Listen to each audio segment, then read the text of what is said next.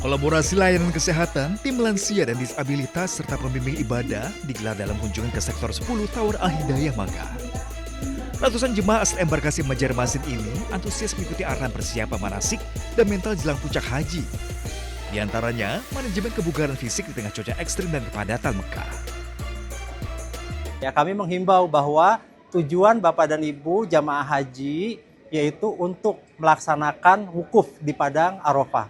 Itu tujuan utama Bapak dan Ibu hadir di sini ya untuk menyelenggarakan ibadah haji. Oleh karena itu, silahkan melaksanakan ibadah-ibadah sunnah, namun jangan sampai memforsir diri ya sehingga nanti di waktu pelaksanaan wajibnya yaitu wukuf di Padang Arafah, fisik Bapak dan Ibu tetap terjaga dengan. Petugas menyoroti euforia jemaah yang baru tiba dari tanah air yang kerap memaksakan diri melakukan umroh berkali-kali hingga menguras energi. Guna menghindari kepadatan Masjidil Haram di jam-jam sibuk, jemaah dianjurkan memanfaatkan fasilitas musala hotel atau masjid terdekat. Dari Mekah, Arab Saudi, Ika Kesuma, iNews melaporkan.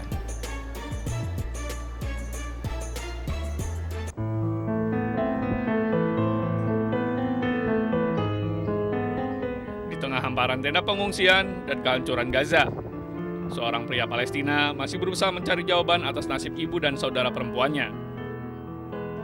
Amar Al-Aqad kehilangan kontak dengan keduanya sejak pasukan Israel menyerbu Khan Yunis 3 tahun lalu. Berbulan-bulan lamanya, keluarga ini hidup dalam ketidakpastian.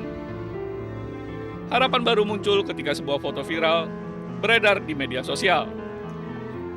Foto yang diunggah oleh seorang tentara Israel memperlihatkan ibu dan saudara perempuan Amar berada di dalam kendaraan militer.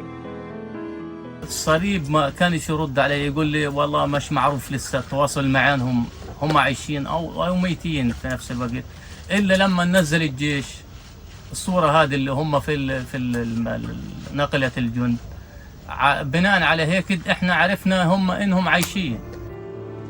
Bagi Amar, foto tersebut menjadi bukti pertama bahwa ibu dan saudara perempuannya sempat masih hidup setelah operasi militer berlangsung. Namun, hingga kini nasib keduanya masih belum diketahui. Apakah ibu dan saudara perempuannya masih hidup atau telah menjadi korban terbaru dari perang yang terus menghancurkan Gaza?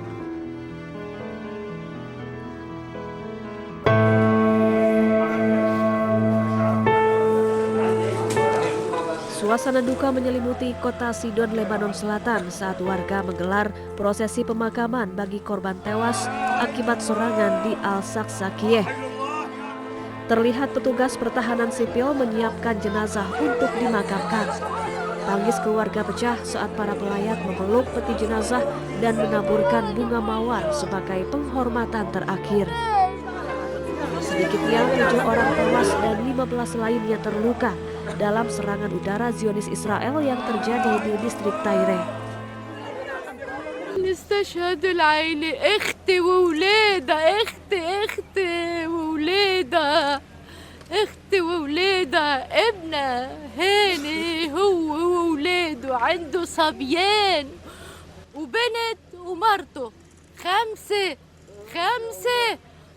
خمسة راحوا شو ذنبن هون ما في عم بيقولوا سلاح كذابين هول إسرائيل كذابة.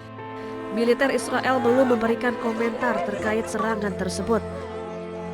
Namun sebelumnya, juru bicara militer Israel telah mengeluarkan peringatan evakuasi bagi sejumlah desa di wilayah Tyre dengan alasan adanya operasi terhadap target Hizbullah.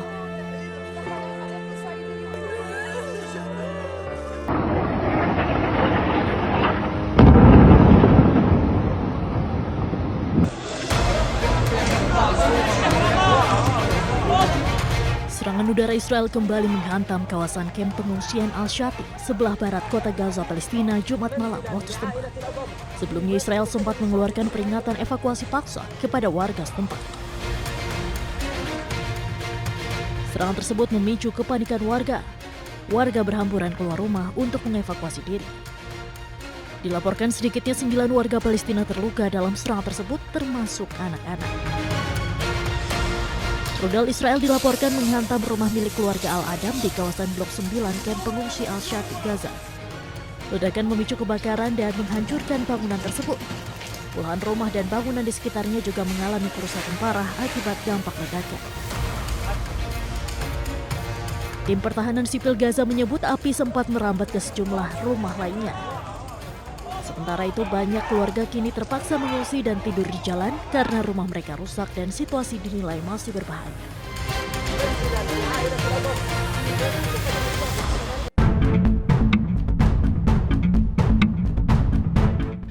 Bareskrim Polri bersama pihak imigrasi terus mengembangkan kasus pengungkapan praktik judi online di kawasan Hayamuruk, Jakarta Barat. Sebanyak 320 warga negara asing (WNA) dititipkan ke rumah detensi imigrasi yang berada di dua lokasi, yakni di Jakarta Barat dan Kuningan. Sementara satu pelaku WNI yang pernah bekerja di Kamboja dibawa ke kantor Bareskrim. Polri akan mengusut tuntas kasus judi online dan menelusuri aliran dana maupun sponsor para pelaku tersebut. Terhadap mereka, tetap kita akan lakukan pendalaman dan pengembangan sehingga terhadap mereka nanti yang sudah kita tetapkan sebagai tersangka akan tetap kami proses secara pidana dan akan kami limpahkan ke kejaksaan sampai dengan sidang pengadilan. Sebanyak 321 orang ditangkap di markas judol di salah satu gedung perkantoran di Hayamuruk, Jakarta Barat. Mereka terdiri dari 320 orang WNA dan seorang WNI. Polisi juga menyita berbagai barang bukti, termasuk uang 1,9 miliar rupiah dari lokasi. Dari Jakarta, Tim Liputan iNews melaporkan.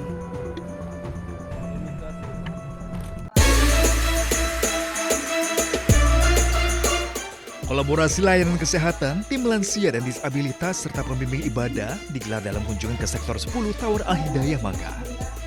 Ratusan jemaah asal embarkasi Banjarmasin ini antusias mengikuti arahan persiapan manasik dan mental jelang puncak haji. Di antaranya, manajemen kebugaran fisik di tengah cuaca ekstrim dan kepadatan Mekah.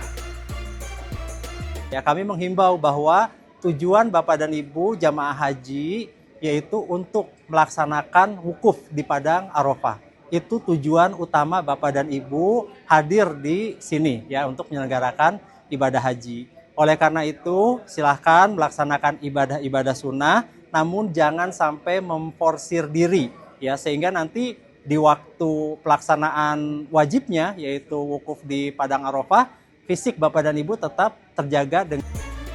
Petugas menyoroti euforia jemaah yang baru tiba dari tanah air yang kerap memaksakan diri melakukan umroh berkali-kali hingga menguras energi. Guna menghindari kepadatan Masjidil Haram di jam-jam sibuk, jemaah dianjurkan memanfaatkan fasilitas musala hotel atau masjid terdekat. Dari Mekah, Arab Saudi, Ika Kesuma, iNews melaporkan.